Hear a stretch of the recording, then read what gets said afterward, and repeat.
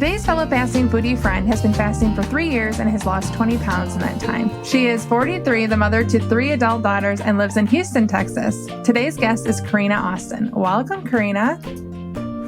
Hey, Jackie. I'm so excited to be here.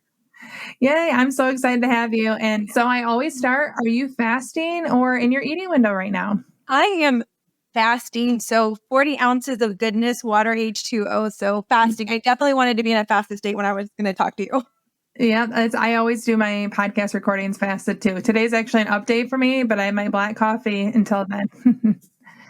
Is water your go-to when you're fasting? I'm a special breed. I love water. I love the taste of water. I've recently started drinking alkaline water, and it has been a game changer. So I love water. So even when water wasn't, I think drinking water is now cool. So I've been drinking water when it wasn't cool.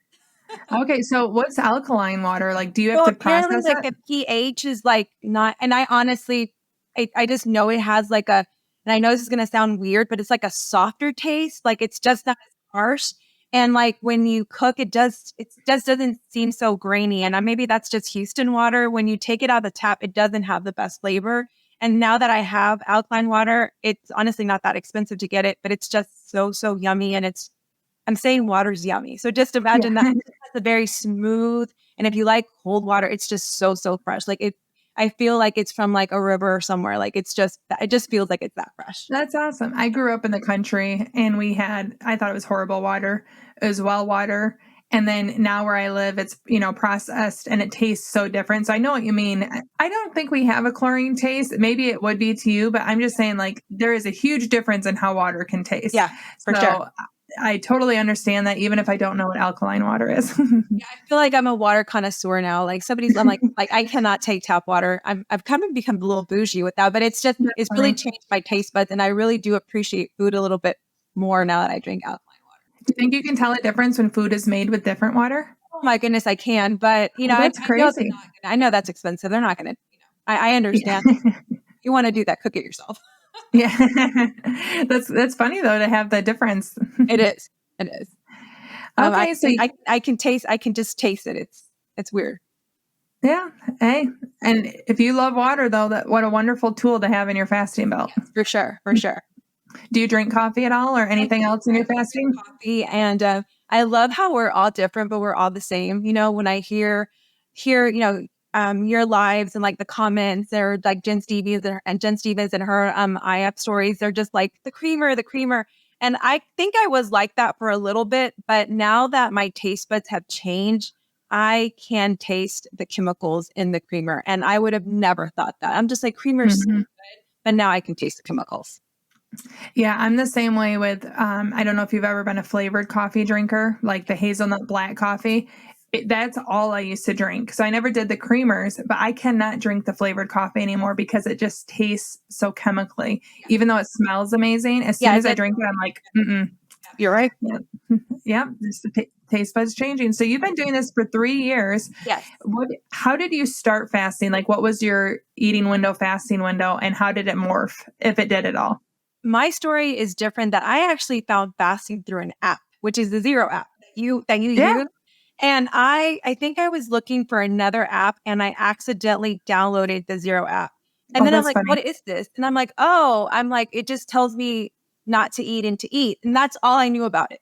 So I dirty fasted for like 2 years. Okay. Just using the app. And I was so hooked on, like, instead of being hooked on the scale, I was hooked on the app. And so my goal was 16 hours. And whenever I couldn't do 16 hours, then I'm like, I messed up. And I would go days or even weeks without fasting because I messed up. So I definitely did not enter intermittent fasting thinking it was, I entered it thinking it was a diet. It was so wrong. But fast forward May of 2022, when I don't know how I ran into your video, Jackie. I thought you were crazy. You were like eating like you're like, and I closed my window with M&Ms or some chocolate or something. I was like, what? And it just got my attention. So then I started like binge watching your videos and I'm like, fast, feast, repeat.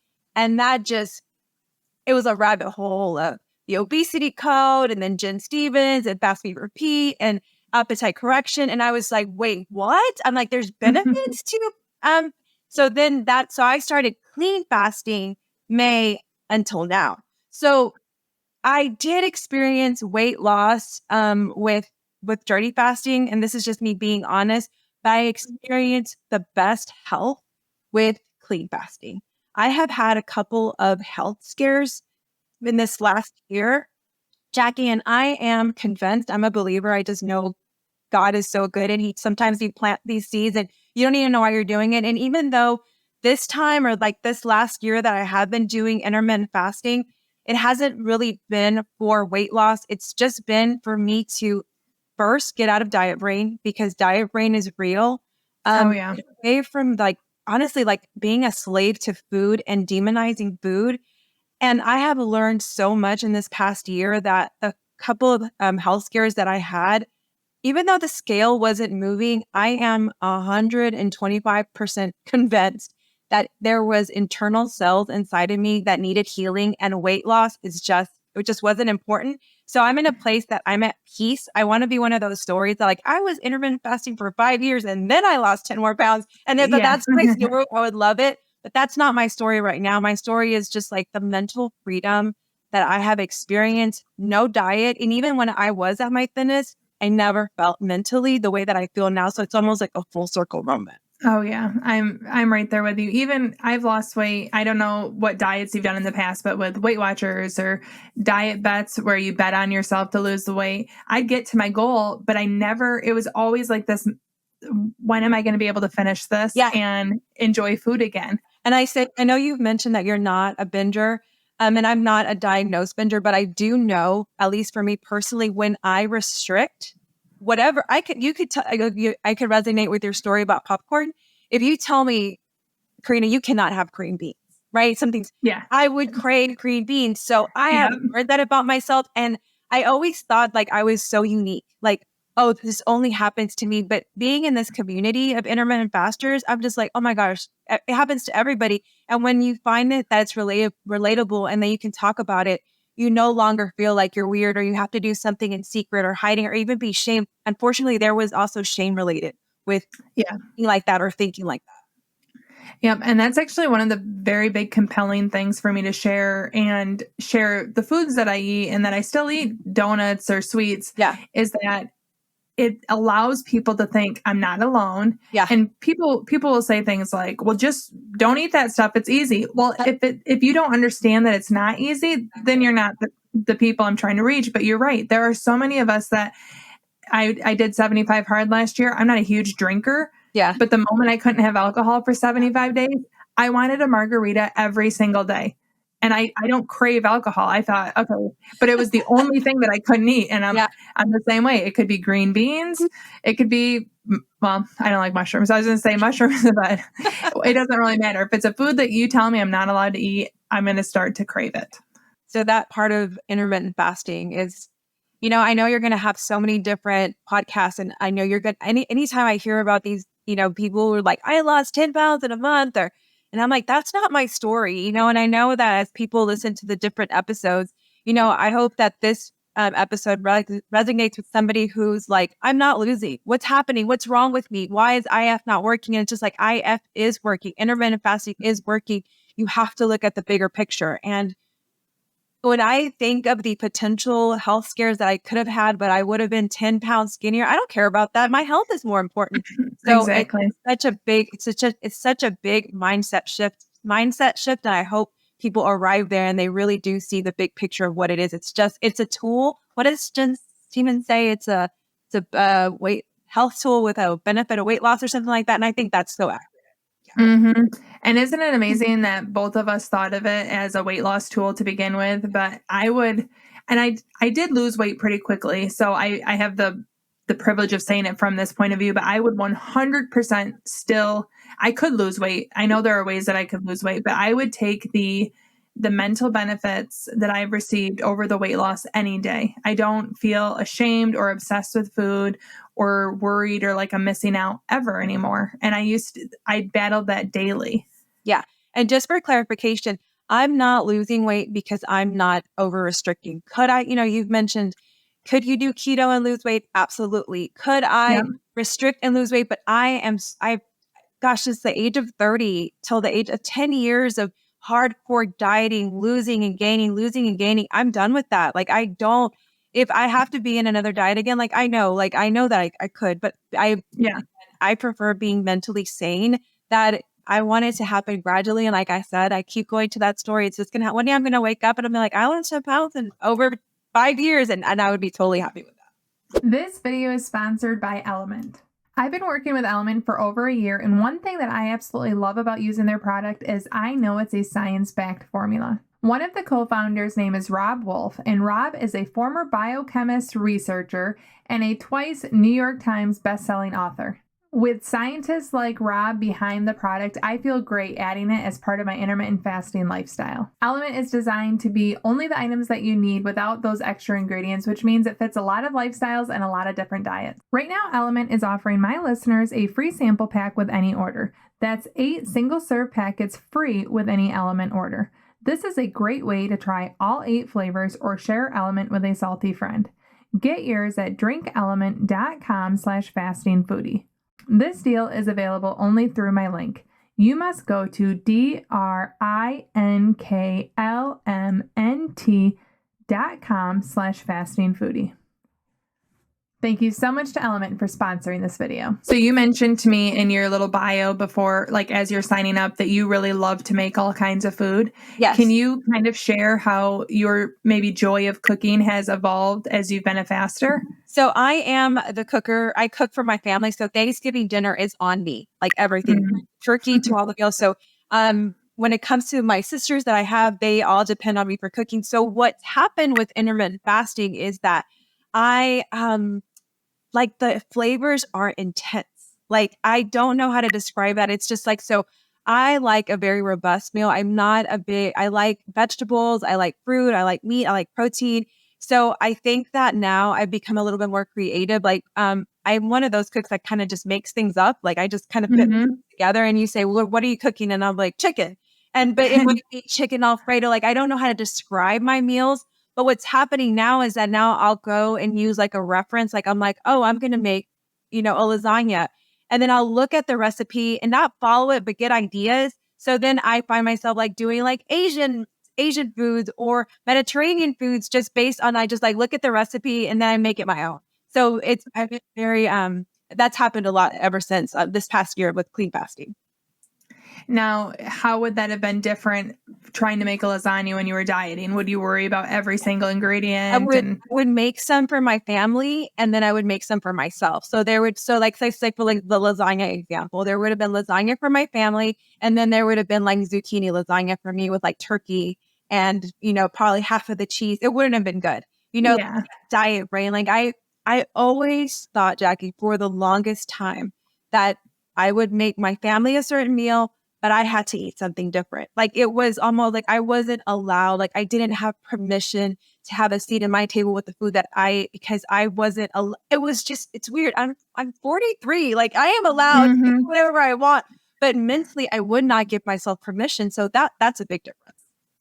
Honestly, I feel tears and I have goosebumps when you said I wasn't allowed to have a seat at my table. That is such a loaded statement, but I felt it to my core because I did the same thing. Weight Watchers, I'd make vegetable soup once a week and I'd eat that while my family had all their other dinners that I wanted more. And there's just I felt left out. I felt like I wasn't doing the same thing, and they get to enjoy it. And I wish I could. I 100% understand what you're saying. No, and the thing is, it's self-sabotage to ourselves, because I don't know whose story and whose narrative I believed, Jackie, but I believed that for a long time, that as a grown woman with adult children, a life, a career, there is this dark side to me. There is this dark side that I just imagine you telling your daughter or your son, one of your daughters or your son, you're not allowed at the table. You would never do that. Never. You're supposed to love yourself. Like, and I'm not talking about like self-love. You're really genuinely supposed to love yourself and love others. But we're mamas and we're wives and we're sisters and we're aunts, and we don't love ourselves the way that we should. And I only just recently realized that.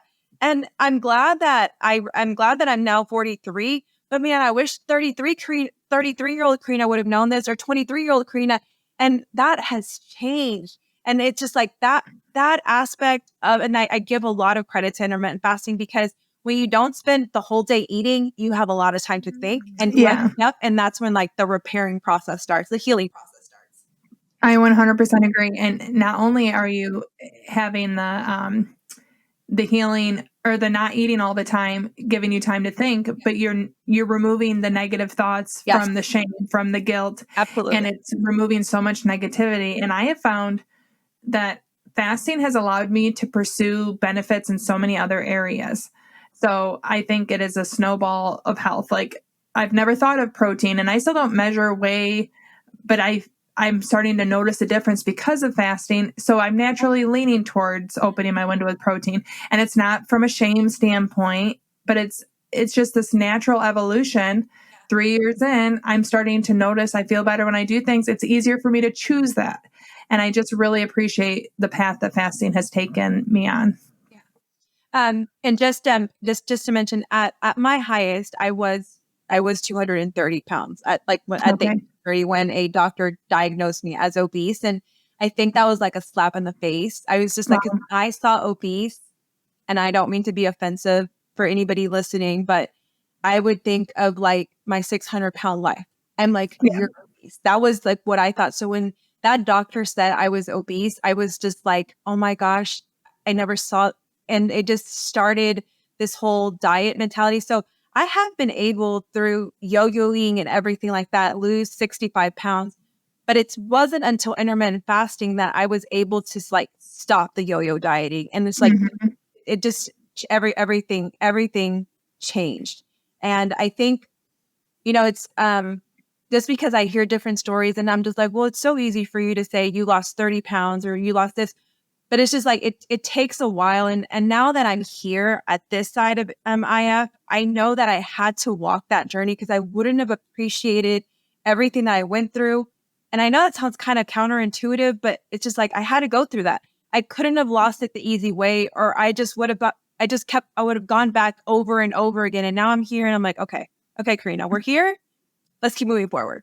Yeah, I do agree. I feel like I probably wouldn't be so passionate and in love with fasting if I didn't have the entire adulthood of gaining and losing the same 30 to 40 pounds because I'm able to see what a difference my life feels like now. Yeah. And you can empathize with somebody who might look at you and might say, well, you're so thin, Jackie. And you're like, well, you don't know my story, girl. You want to talk about Yeah. we'll talk.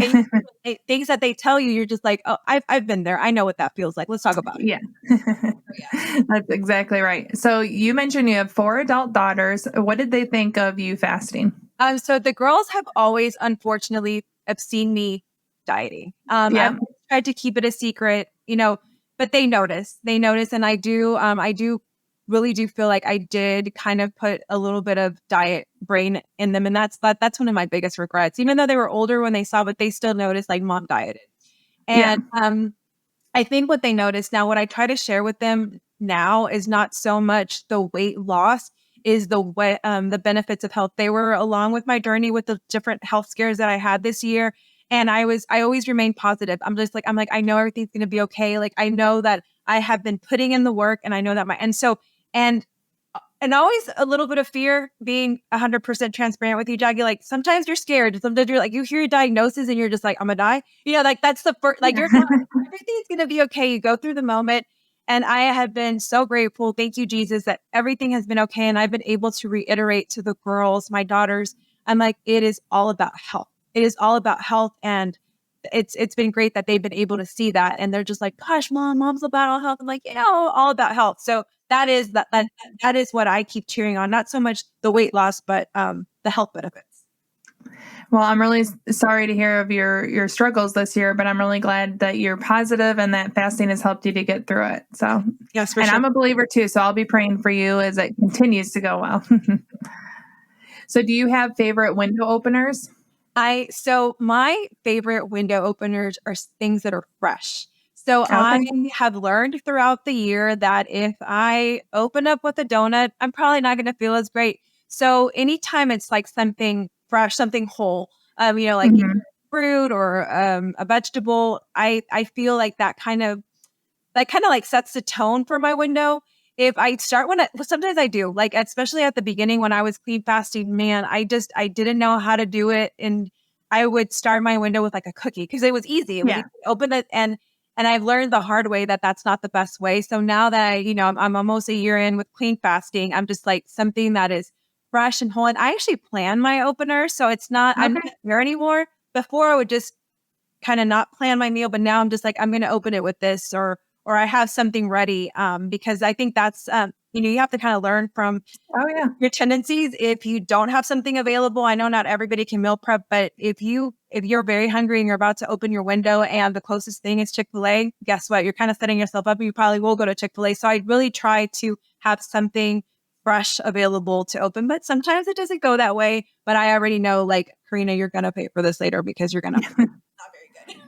And you know what, though, on that note, I think it's so important, especially if there's a newbie hearing this, like those trial and errors, even if it's not an experiment that you run, is going to teach you what works for you. Because I was the same way when I first opened my eating window. It was, even if it was a planned opening with a cookie, because that's what I was looking forward to, and it was like my incentive to get through the fast, I learned I didn't feel the best when I did that, just as you mentioned. And so it's so much easier to do that, see you don't feel the best, and then next time do, like, lately I've been loving pea pods and cauliflower, Who like are two you? vegetables. Yeah, I know. Who am I? And the funny thing is, I've always loved vegetables, but it's just not what the first thing I'd grab. But I'm like, I do realize I feel so much better, and it's always dipped in ranch or like a ranch yogurt dip. But I can make that decision when it's prepped, when I take the time to do it, and when I know that I'm going to have a much better and enjoyable eating window than if I start with a cookie. Will I still open with a cookie sometimes? Absolutely, but it's not my norm. Not anymore, at least. Yeah, no, I get it. Yeah, and definitely not speaking for perfection here, but it is trial and error. And something I think there's like IF lingo, and like when of like, you hear like window opener, and another thing is a study of one. You'll hear that Hmm. from a couple of people. Yeah. And I think that is so accurate because even though we will learn from each other and we'll have like tricks for each other and we're like, oh my God, that works for Jackie, let me try that. And then if it doesn't work for you, the study of one is so real. You will learn. Like, I've even kind of seen you with your like the meals that you share. Like, you are starting to share more veggies, or you're just like, oh, well, I'm going to have this because I didn't want this. And I know you don't have diet brain anymore. And I feel Right. your taste buds as a fast food foodie, a person who introduced me to, like, yeah, eat the M&Ms. And I'm sure it wasn't M&Ms, Jackie. I just remember Yeah. some kind of chocolate. It's like you don't diet, you don't limit any foods, but even you that don't limit any foods have wanted, like, you're starting to want vegetables more. And I think that will happen organically. And for some of us, it'll happen sooner. And for some of us, it might take longer, but your taste buds will change. Just give it time. So, do you have any favorite window closers? Speaking of M&Ms at the end. Window closers, I think it really depends on, and this is for the lady listeners, it's really for what part of my cycle I'm in. So, before your cycle comes, you're super, super hungry. So I have learned with the study of one that the week of my cycle, it is very important for me to close with something heavy, like very, maybe like beans and rice, something that Okay. is going, and it's not me eating for the next day. It's just like I need that full feeling and I need it to be very carby. So it really depends on, you have read Fast Like a Girl. Yep. So Yep. like you, I'm not ready to I'm Yeah. not ready to do that. But I do think that there are certain things that are important. I'm not dealing with hormonal issues or anything like that. But I do notice that if I fast too much, I will mess with my period days. And so and Okay. it's only because of my fasting. So the week before my menstrual cycle, I do have more of a 6 to 8 hour window when I usually have maybe 2 to 4. And I do that Okay. on purpose. And I have noticed that when I do that, I will have a normal cycle and everything will be fine. When I don't do that, my cycle is a little off.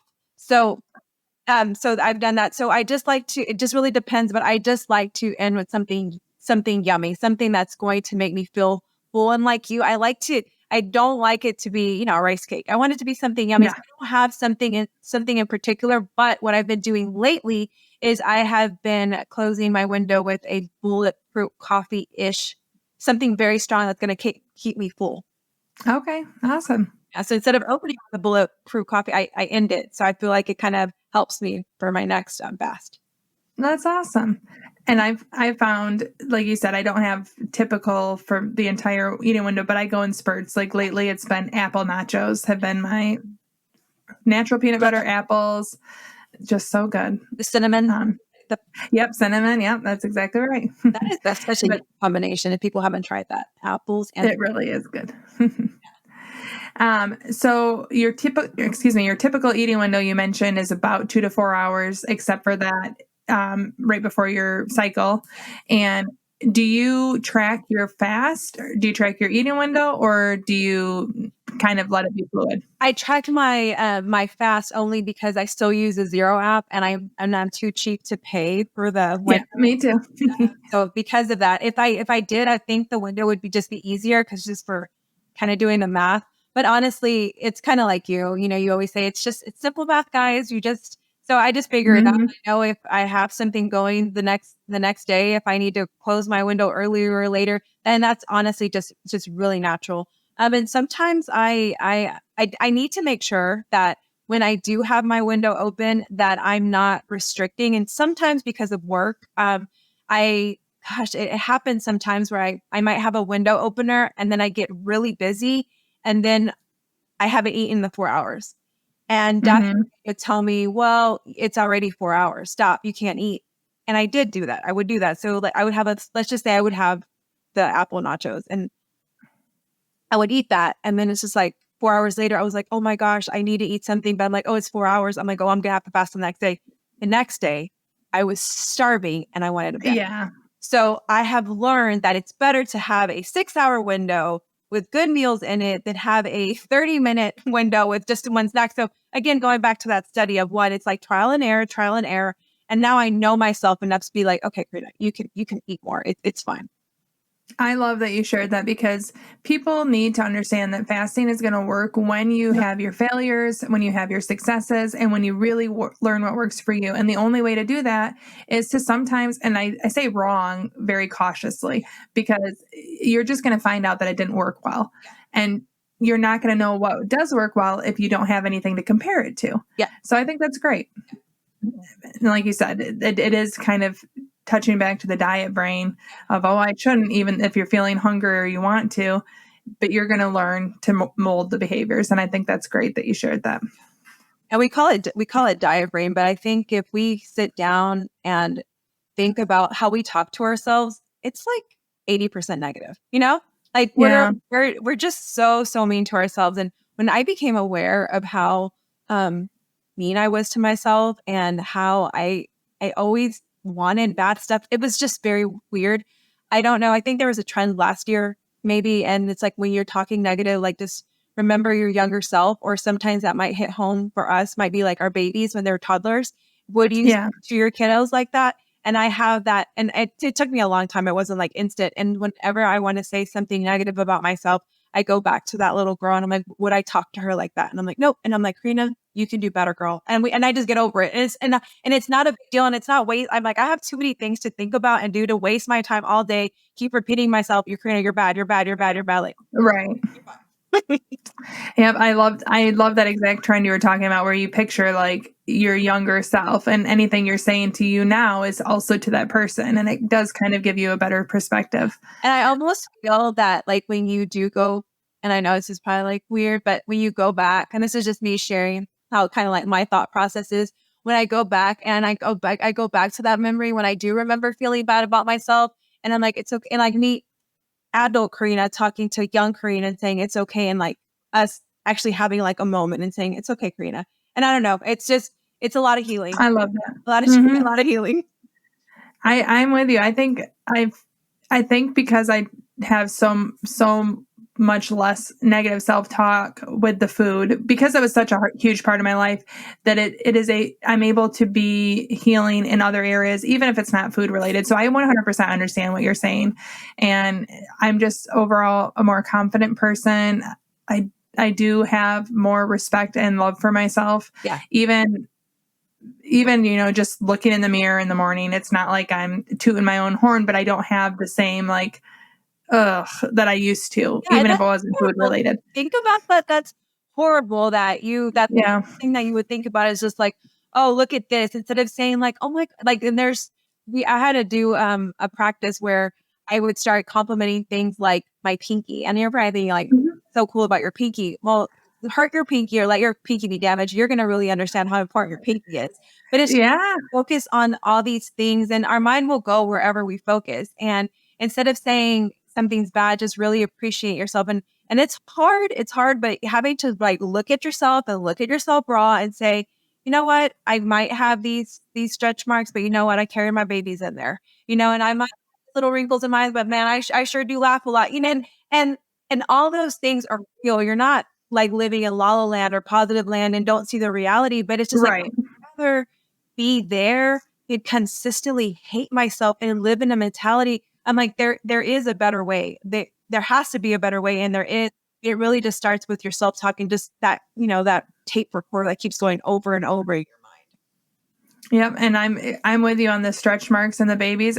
For the longest time I have a very loose stomach. Yeah. And it was really actually amplified losing weight. And every time now I just think, would I take my tight stomach over my babies? Absolutely not. I'm grateful I carried my 3 children. Yeah. And then it is such a frame of reference change. Yeah. Kind of talking about the pinky thing, that reminded me, I started reading this book and I never finished it because it was a digital library loan and I let it too long. But anyways, I started it and it was about giving yourself a high five in the mirror every day with Mel Robbins. And I thought it was like the corniest thing ever.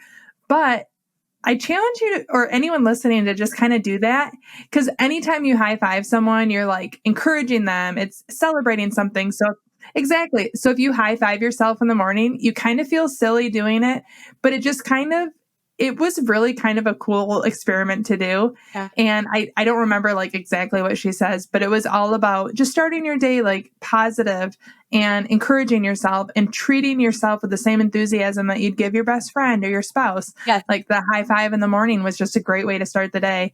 And I still kind of do that sometimes, like, okay, let's go start the day, Jackie. And it's an uplifting, like totally different start than looking in the mirror and being like, oh, need to work on that. Yeah. And I love that. It's something that we can all do, right? So no, I love that. Yeah, exactly. Yep. I love it. So we'll move into the fast food round now. And so, Karina, what is your favorite drink? Alkaline water. I know. Alkaline water. I love me some water. What is your absolute favorite food? Right now, I think I could eat Mediterranean food for the rest of my life and I would be happy. Oh, yummy. Anything in specific? I really just, I mean, maybe kind of basic, but I love the shawarma. Like, I love that garlicky. I wish I could mimic that. I could eat that every day, like spoonfuls. Maybe in my recipe search, that's what I need to look for next. I actually asked for Christmas from my in-laws and they got me a Mediterranean cookbook and everything in there. Actually, it's like Mediterranean and Lebanese. But the barrier to entry is all these ingredients. I need to find where I can source. I just some like, of you need to go to like a specialty store, get all the ingredients and then kind of go from there. But yeah, Mediterranean. Yeah, I mean, we should go to lunch together. Oh my God. Neither of us would judge each other because I'm a volume eater just like you. So I'm just like, give me all the veggies.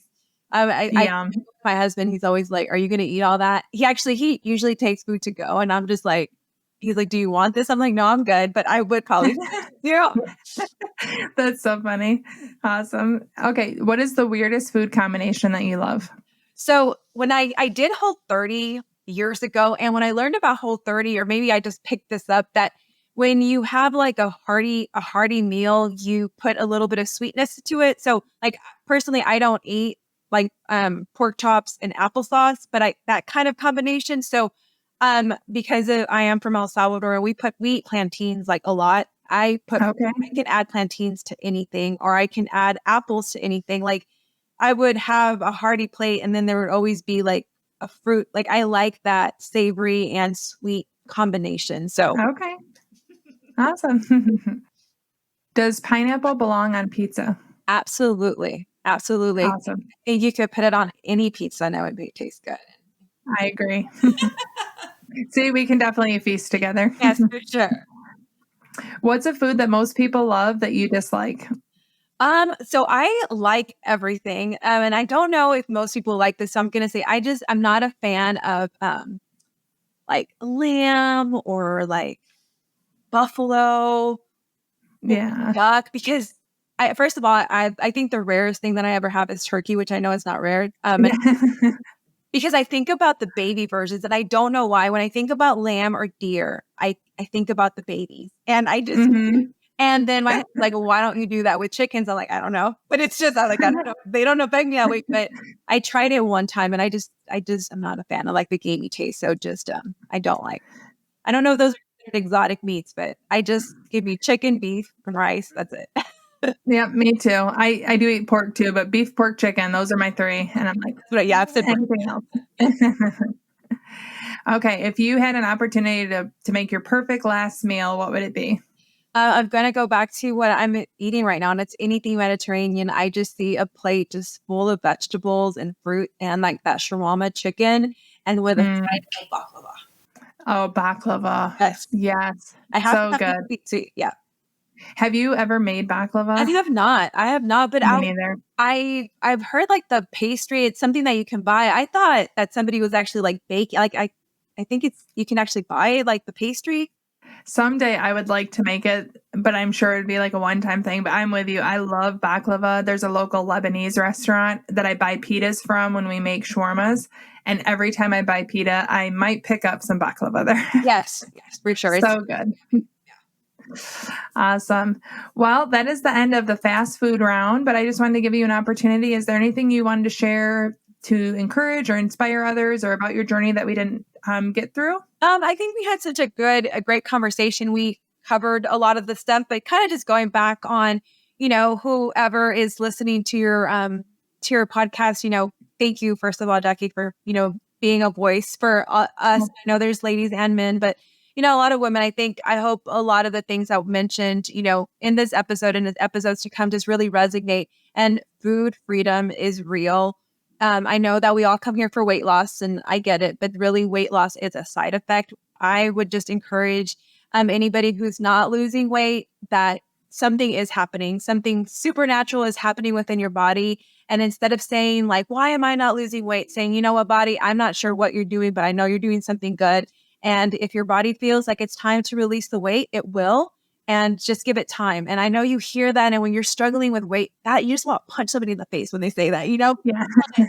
but take it from somebody who has just been up and down, and to be on this side of just mentally in a better place and just have food freedom. I would not trade that for nothing. Me neither. I love it.